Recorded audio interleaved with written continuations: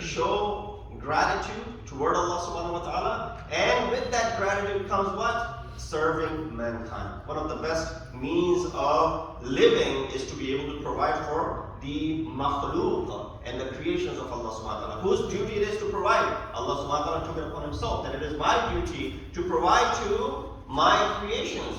The creatures that you don't even see, which are buried in the depth of the sea, where no human has ever gone, is still, with all the advancement in technology, is still there exist animals, there exist creatures which Allah subhanahu wa ta'ala is providing for. Who's providing for them? Are you and I doing that? No. He says, therefore, it is one of the best means to attain closeness and proximity to Allah subhanahu wa ta'ala.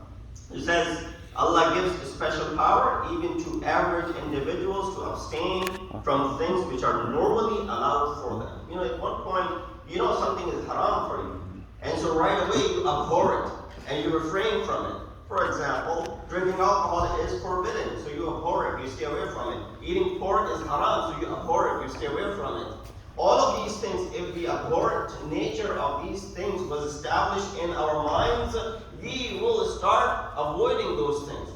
Unfortunately, the abhorrence of backbiting and lying and slandering has not kicked into our minds yet. And therefore, we don't abhor it. Therefore, we go ahead and still do it so loosely and easily. But the fact that the abhorrent nature of alcohol and pork and gambling has been well established in our minds, not only we stay away from it, not only we don't commit it, we try to stay away from it as well. So, comparison of ibadah shows similarity between salah, saum, and hajj. These are the three ibadah, I'm sure more or less everyone does it in their lifetime, or at least the first two, fasting and praying. Hajj, of course, is something which is only obligatory once, but you see the similarity between all of these ibadah. For example, in salat, after you say takbiratul ihram, many of the things that were halal for you become what? Haram. Eating is halal. Eating, things which are permissible is halal for you, but it becomes haram for you to eat anything while you're praying. So even if something comes into your mouth while you're praying, make sure that you can remove it. Don't swallow it, don't remove it. But of course, if something was already stuck in between the teeth and you were to swallow it, it will not invalidate the prayer. But to go ahead and pick something up and start eating while you're praying, what happens? Namaz is invalidated. Namaz is gone. Laughing is not something which is a matter of hurmat in Islam. You can laugh because laughing is a therapy which has a lot of positives to it. But can you laugh when you are praying? Laughing will go ahead and break your salah and the form of salah. Turning around left and right, looking around to people and greeting them is okay for you. It's permissible in some areas, actually, some scenarios actually it is mustahab for you to do so. But while you have said takbiratul ihram, right away it becomes what? Haram for you. Why? Because it will go ahead and invalidate that prayer. So the same way when you say takbiratul ihram, few things become haram, and if performed will invalidate the salah, such as eating, drinking, laughing, talking, turning away from the qibla. We can avoid all of these things because they're only temporary. Now imagine, can you avoid eating, drinking, talking, turning around, all of these things for a longer period?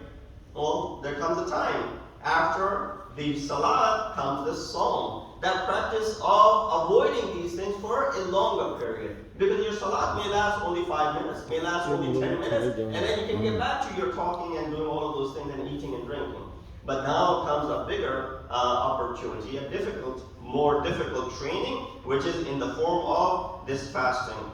Similarly, when you begin this fast in the morning, when you have made the niyat after the time of Salat al-Fajr has kicked in, and this is also important to know that when we look at these timetables, sometimes these timetables could be really confusing.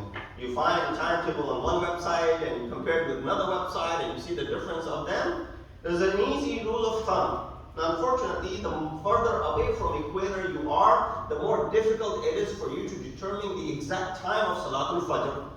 Right? Time of Salatul Fajr varies from different degrees of the sun, 15 to 18. Therefore, you find this difference between the timing of Salatul Fajr. But the best means of doing, that's why those countries that are closer to equator, they eat until the time of Adhan. You're allowed to eat until the time of Adhan, and you can break your fast as soon as the Adhan of Maghrib takes place. Your fast is between the two Adhanain, Adhan of Fajr and Adhan of Maghrib. That's what the fast is basically. But what we do what is called ihtiyat, because it's difficult to determine the exact timing of Fajr. You find this ihtiyat that is included in these timetables. Now, if you pray before time, your salat is invalid. Therefore, you can delay the time of salat a little bit so that you're certain